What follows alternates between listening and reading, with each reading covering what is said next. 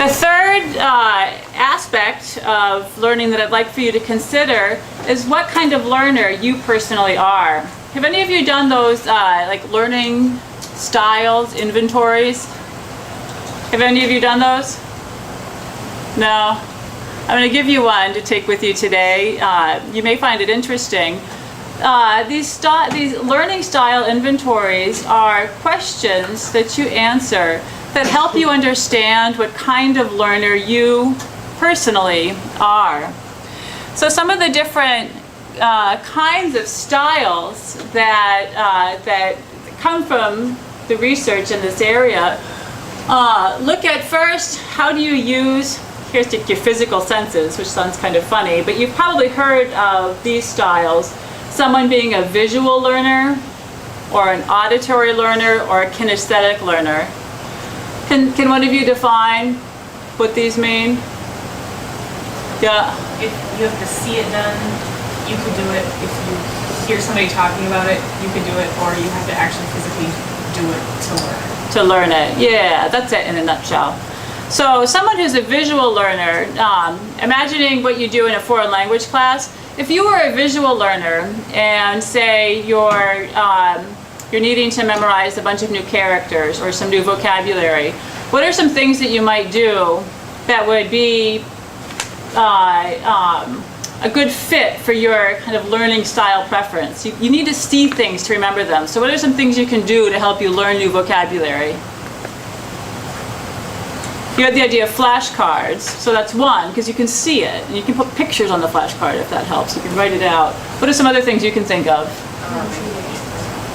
Make Post-its? Poster. A poster? Okay. What would you put on the poster? You can put what you need to learn and then hang it up. And then you'll be able to see it. So it's always like in front of you. How many of you think you're a visual learner? Just a few of you? I am wicked. I know if I can see something and I look at it enough times, I can close my eyes and I can still see it. So if I need to learn a bunch of new vocabulary, if I've written it out like on a big Post-it, or like sometimes I put Post-its up around. Some people do it like in the bathroom, you're sitting there, you have nowhere else to go. Can't do that if you live in a dorm. But you have things that you can look at, right? And then you can, again, you close your eyes. If you're a visual learner, you might be able to retrieve that right when the time when you need it, say on a test. Another thing that visual learners find really helpful when, say, trying to memorize new vocabulary is related to your idea of associating, making associations, which is, say, drawing out some kind of picture. So if you're learning, like, say, family vocabulary, then you could I don't know, draw like a family tree and draw something really dorky. It doesn't really matter what it looks like, but you'll show relationships. So here's your mother and your father, and then you can write it out. Okay, in Russian that's Papa, and then it's Mama, and then you can see it and you can visualize it because you have some sort of visual cue that your mind can kind of hook on. So these are three basic types that you hear a lot about when people talk about learning styles. And then there are all these different kinds of types of learning styles. Whoops. Let me go back.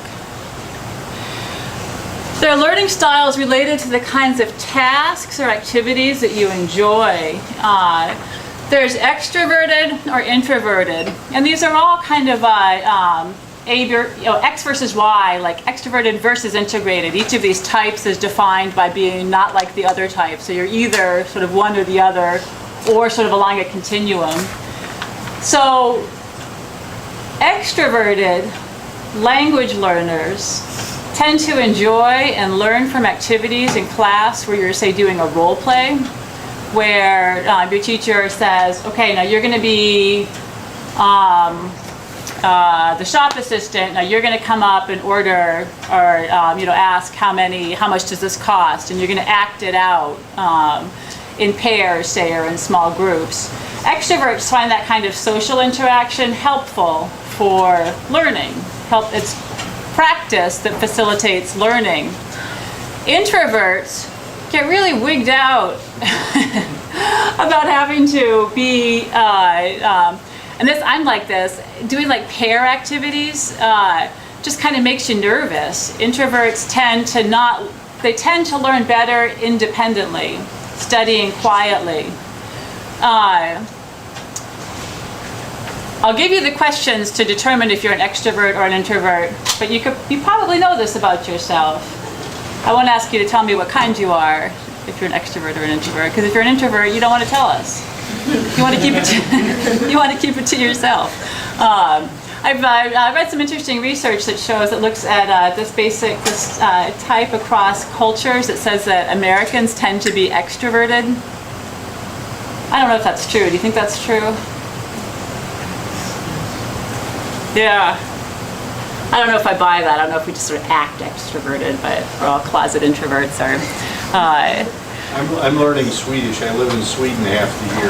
I'll vouch for that being true. Americans are extroverts. We're more extroverted. We live in a culture of people who don't raise their hands, would never speak out just the way I'm speaking. I think of Americans as sort of Labrador retrievers.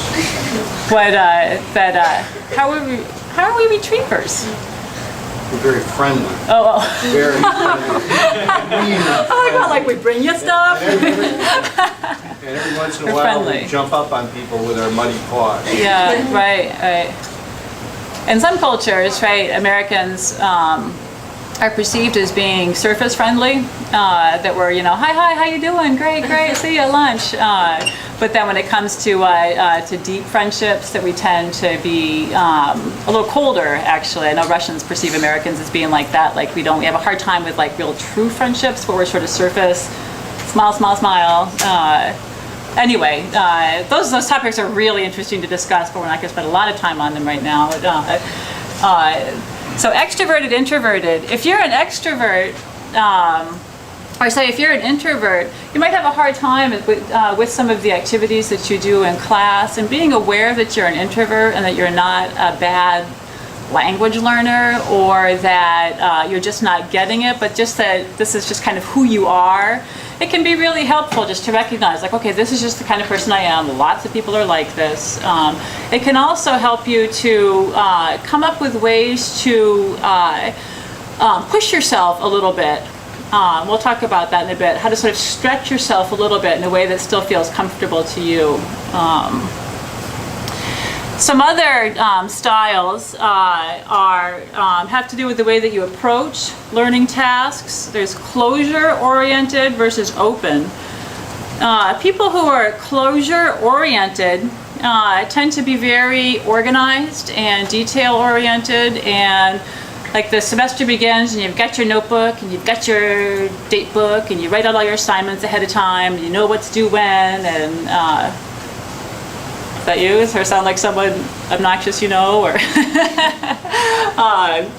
I'm like that. Or there are people who are more open, who enjoy what's called discovery learning, sort of not having everything so regimented and planned out in advance, but they enjoy sort of the journey of learning. And those kinds of learners have a hard time with deadlines, with planning out their learning. If you feel like you're an open kind of learner, to be successful in college more generally, not just in your language courses, you might really have to work on establishing routines and tools that you can use to keep yourself organized and on task, so it's not like the day before the test and you're like, oh, test tomorrow, so that you're plodding along a little bit more methodically.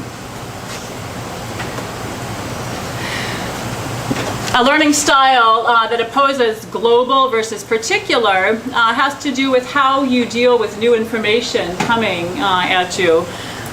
Students who are global learners, or people who are global learners, are comfortable with getting sort of the main idea or the big picture, and they don't have to know every little detail. So in a language class, their students are maybe comfortable with like learning just one construction, one way of saying something, but they don't have to know like every single form of the verb right away. people who are particular learners really like to know that level of detail, and tend to, in language classes, really want to write out paradigms. Raise your hand if you like to write out paradigms and look at verb conjugations, noun declension. So if you're that kind of learner, that can be really helpful for you in learning new material. It can also be helpful to know if you find yourself in class and your instructor is kind of on a higher level, and you're uncomfortable because you're like, I want the whole chart, right? You want to fill in all the details. Well, if you know this about yourself, you can maybe hold off for a little bit and just know, okay, you can do that after class. That's something maybe you would do for yourself to fill in all the pieces of missing information. Sharpeners and levelers. There are just so many ways you can kind of chop this little pie up. A sharpener is someone who, when memorizing new material, focuses on difference and uses difference as a way to learn new material, versus a leveler is someone who associates new material and is able to remember it that way. Deductive and inductive, this is the last one I'm going to share with you. Deductive learners like to go from the general to the specific, and inductive it's the other way around, from the specific to the general. So say with in a language class, if you're learning a new grammar point, an inductive learner would like to start with, say, some examples and then maybe figure out what the rule is, whereas the deductive learner first wants the rule right up front and then to look for examples that support the rule.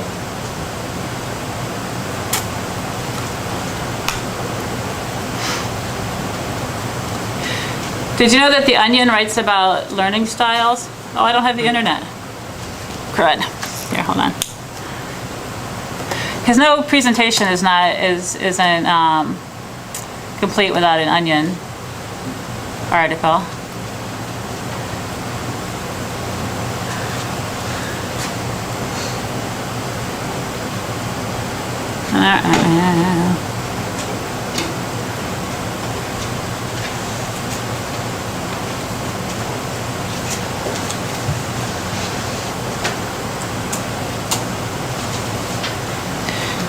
This is what parents of nasal learners demanded an odor-based curriculum. That's kind of a joke. There's an Onion article.